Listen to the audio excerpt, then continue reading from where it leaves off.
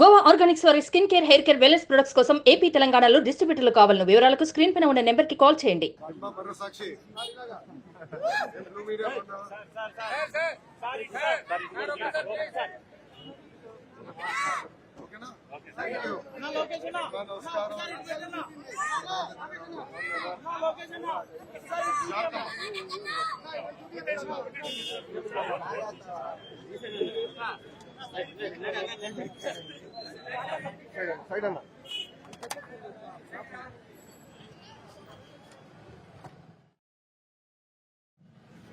Christian sir.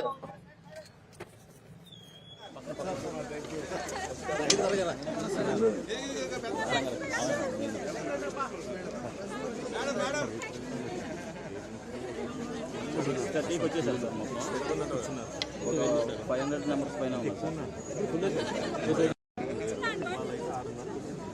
బాగుంది sir. బూతులు వెళ్ళేవారు సార్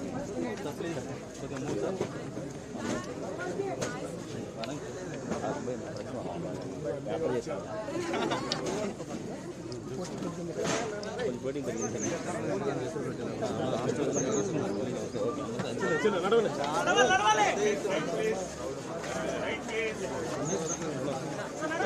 మొబైల్ సరకు పెట్టి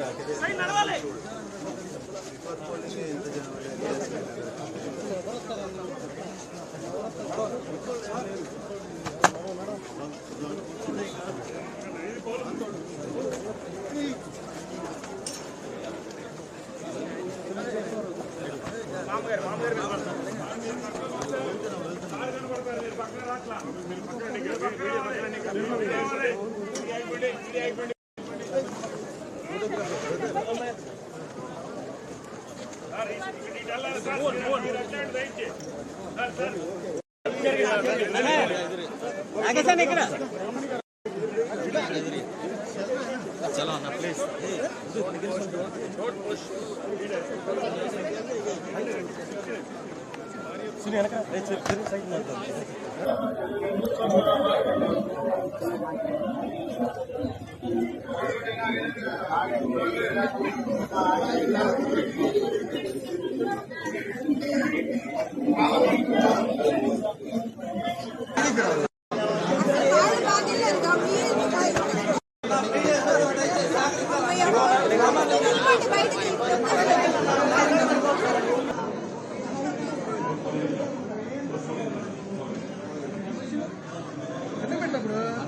సార్ కొద్ది క్యాప్ తీయండి సార్, క్యాప్ పడుతుంది సైడ్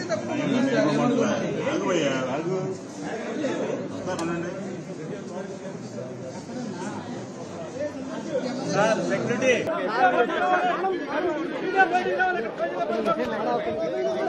బయట మాట్లాడదాం. Okay sir.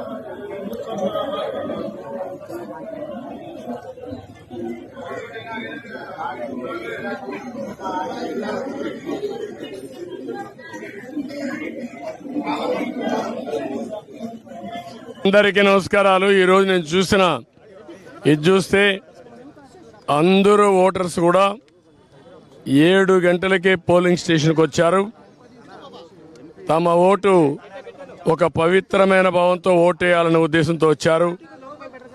చాలా ఎన్నికలు చూశాను కానీ ఈరోజు చూసింది మాత్రం చాలా ప్రత్యేకంగా కనపడుస్తుంది. ఓటు అనేది ప్రజాస్వామ్యంలో ఒక వజ్రాయుధం.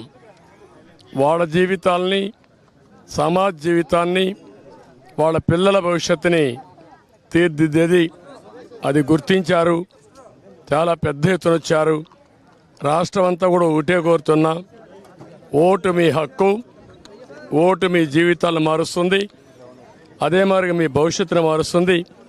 మీ పిల్లలే కాకుండా మీ భావితరాల పిల్లలకు కూడా పునాదులు ఇస్తుంది. దయచేసి బాధ్యతగా ప్రతి ఒక్కరూ రావాలి, ఓటు వేసుకోవాలి, ఓటు వేయాలి.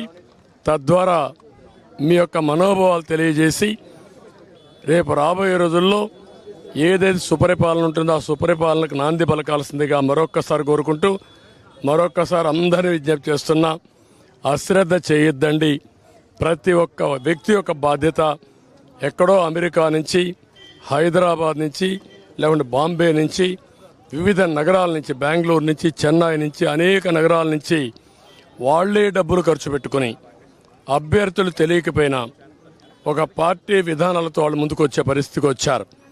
కొంతమంది అయితే పేదవాళ్ళు, కూరగాయలు వ్యాపారం చేసుకునే వాళ్ళు ఇక్కడ లేకుండా ఎక్కడో ఉంటే సొంత ఖర్చులు పెట్టుకొని క్యారియర్ పెట్టుకొని నేరుగా వచ్చి వాళ్ళ గ్రామంలో ఓటేసుకునే పరిస్థితికి వచ్చారు.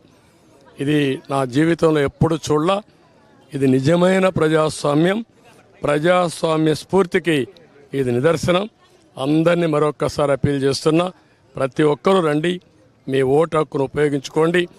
ఏ వ్యక్తి కూడా నేను చూశాను, వికలాంగులు, వృద్ధులు, నడవలేని వాళ్ళు వీల్ చైర్లో వచ్చి ఇది నా బాధ్యత, నేను ఓటేస్తానని చెప్పినప్పుడు నాకు చాలా ఆనందం కలిగింది.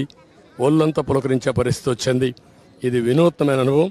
అందరికీ మరొక్కసారి అభినందనలు.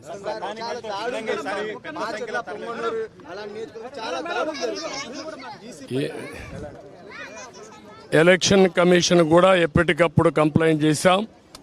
ప్రాథమికంగా మాకు పొంగునూరు వచ్చింది, మాచర్లో వచ్చింది, 2 దిక్కల్లో వస్తే అప్పటికే నేను కంప్లైంట్ చేశాం. అధికారులతో మాట్లాడుతున్నాం. అదే మాదిరిగా ఎలక్షన్ కమిషన్ కూడా అప్రోచ్ అయ్యాం. నేను ఒకటే ఎక్స్పెక్ట్ చేస్తున్నా, ఎలక్షన్ కమిషన్ ఆధ్వర్యంలో ఎలక్షన్ జరుగుతున్నాయి. ఇది రాష్ట్ర ఎన్నికల కమిషన్ కాదు. ఆ విషయం ఈ నాయకులు గుర్తుపెట్టుకోవాలి. ఎవరైనా ఒకటే కోరుతున్నా, ప్రజాస్వామ్యంలో ప్రజాస్వామ్యాన్ని అపహాస్యం చేయాలని ప్రయత్నం చేస్తే మాత్రం ఎట్టి పరిస్థితుల్లో మా కార్యకర్తలు కూడా గమనుండరు. జనైన్గా లా అండ్ ఆర్డర్ ప్రకారం మీరు ఓట్లేయండి. ప్రజా అభిష్టం నెరవేరాలి, దానికి మేము కట్టుబడి ఉంటాం.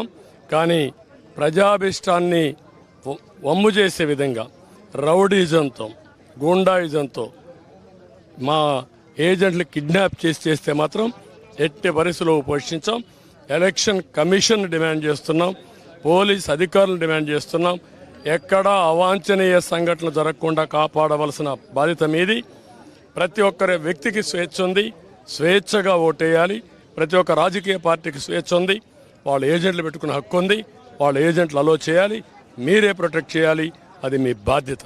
సార్ ఈసారి గతం కంటే ఈసారి పోలింగ్ శాతం బాగా పెరిగే అవకాశం ఉంది. ఎందుకంటే 7 గంటలకి మీరు చూశారు పోలింగ్ కేంద్రాల్లో విపరీతమైన నేను 43వ ఓటు వేసాను. అంటే నేను వేసే కొంది 43 మంది వేశారు ఒక బూత్లో. అంటే 10% ఓట్లు వేసేసారు ఇప్పటికే. నేను పోయే కొందికి క్యూలో అయితే చాలామంది ఉన్నారు. అంటే ఊరు కదిలొస్తున్నారు. ఏదైతే ఓట్ల పండగ అనుకున్నామో ఆ ఓట్ల పండగ కనపడుస్తూ ఉంది.